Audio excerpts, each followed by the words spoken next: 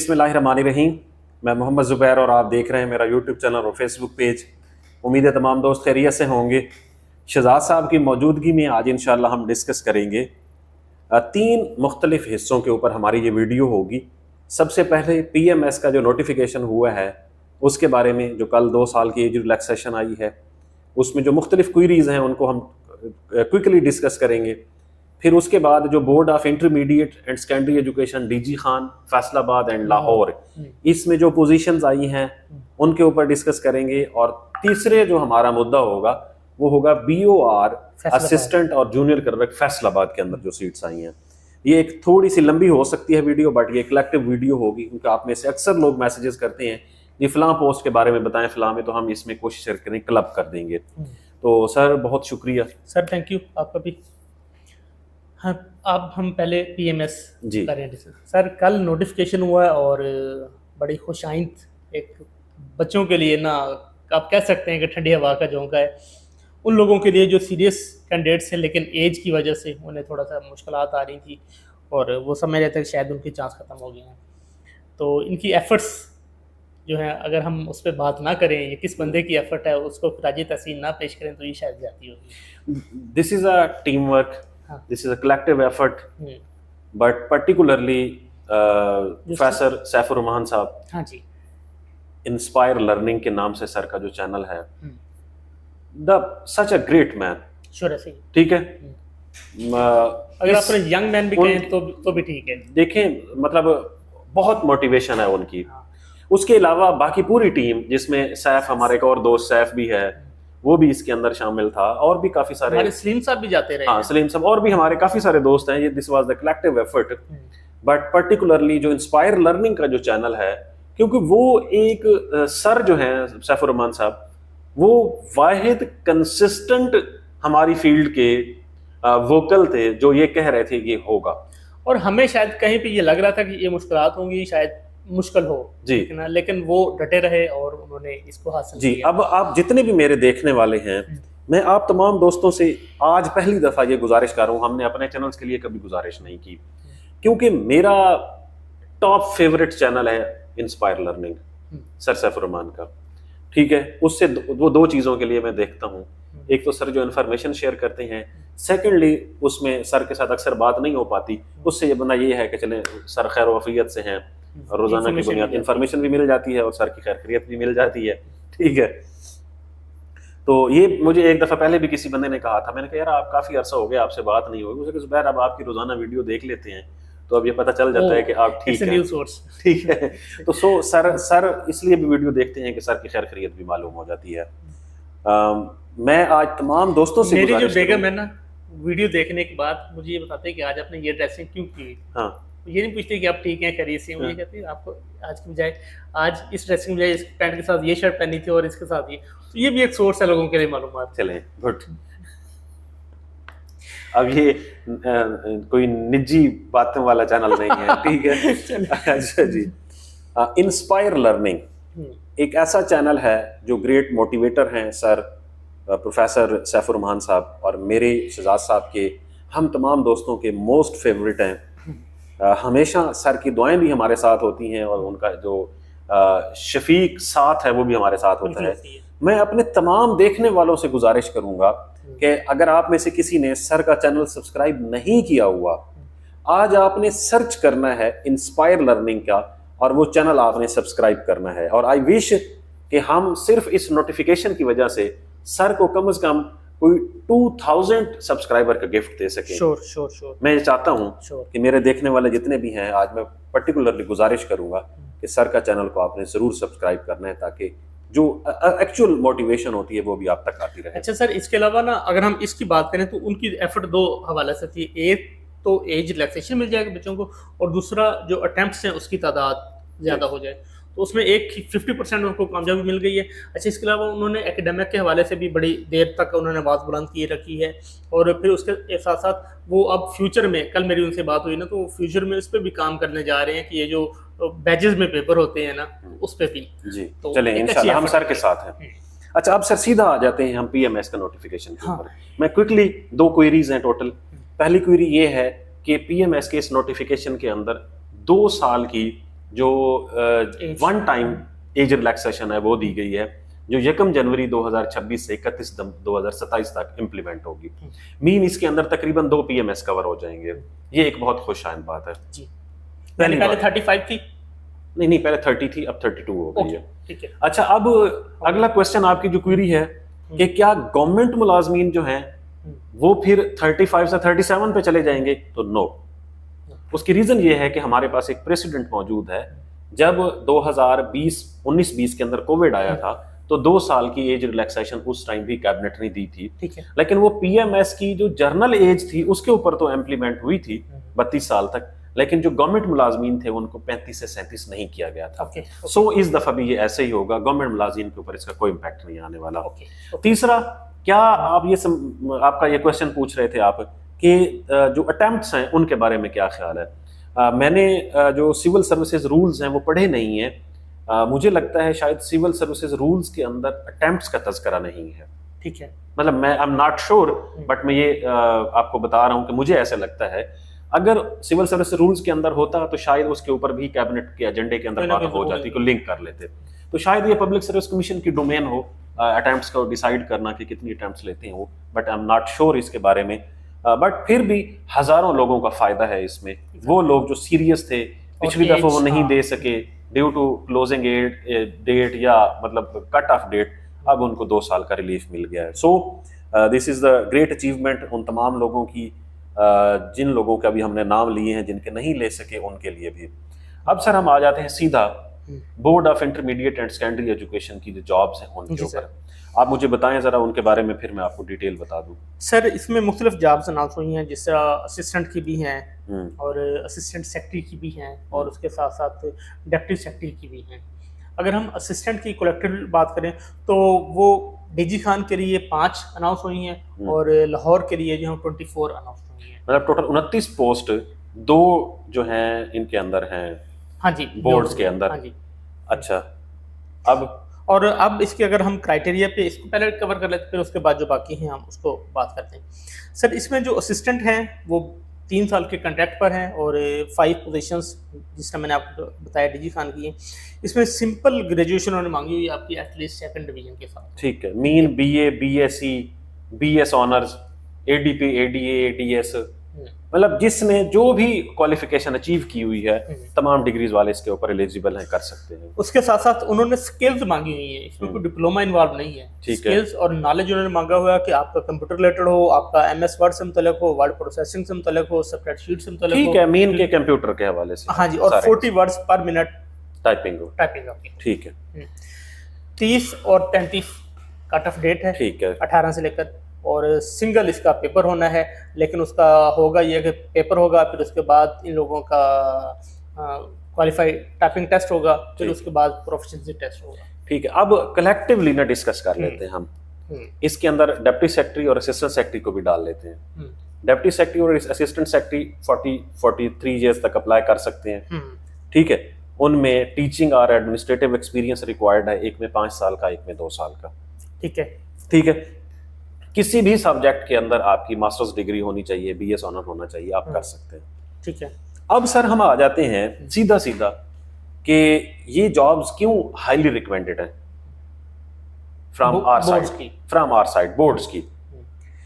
Junior clerk किसी भी महकमे के अंदर जब भर्ती होता है उसकी तनख्वाह होती है 45,000 से 50,000, और जो बोर्ड के अंदर जूनियर क्लर्क होता है उसकी तनख्वाह 78,000 से 82,000 के दरमियान है, यानी अबाउट डबल तकरीबन। अच्छा, इसी तरह जो असिस्टेंट है आम महकमे का, जब वो 16 में भर्ती होता है तो उसकी अराउंड 75 से 80 होती है, और यहाँ पर जो असिस्टेंट है वो 1,10,12,000 रुपए पे जाता है, इक्वल टू 17। अब जो बोर्ड के अंदर असिस्टेंट सेक्रेटरी की जो पोजीशन है 1 लाख, उस दिन भी मैंने बताया था 60 से 1,70,000 रुपए के दरमियान उनकी तनख्वाह है। ठीक है।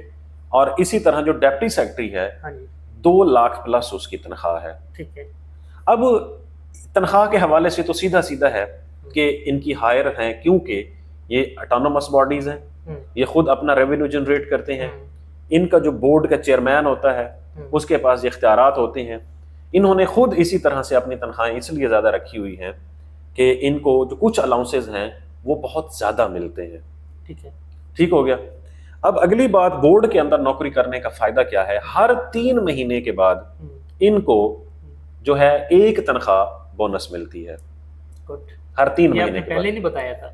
मैं अभी बता रहा हूँ ना, ताकि आप अप्लाई कर सकें। Okay okay. हर 3 महीने के बाद, हाँ। छोटे मुलाजिम से लेकर मतलब कंट्रोल एग्जामिनेशन तक या पहले साल में 4 तनख्वाहें एक्स्ट्रा मिलती हैं। ठीक है। अच्छा, अगली बात, अगर आपकी छुट्टियां हैं और आपने पूरे साल में जितनी छुट्टियां अवेल कर ली हैं, जो बाकी बच गई हैं, उन छुट्टियों की डेली के हिसाब से आपको पैसे मिल जाते हैं और कहीं पर भी नहीं है। Okay, that's good. और सिर्फ कैजुअल लीव, मतलब सिर्फ अर्न लीव नहीं, कैजुअल लीव्स के भी पैसे मिलते हैं। ठीक है।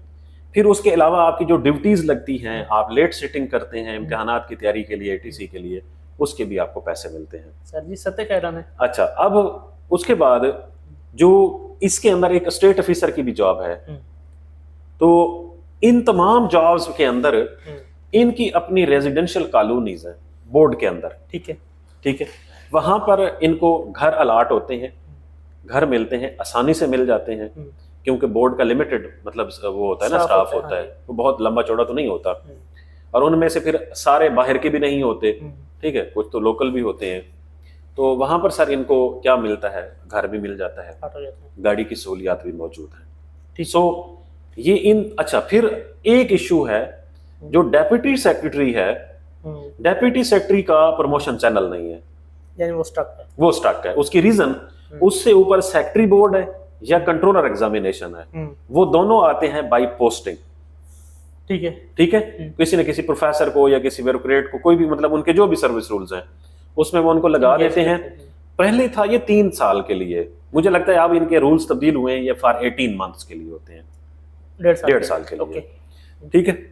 असिस्टेंट सेक्रेटरी जो है वो डेप्टी सेक्रेटरी बनता है, फिर डेप्टी सेक्रेटरी पे रुक जाता है।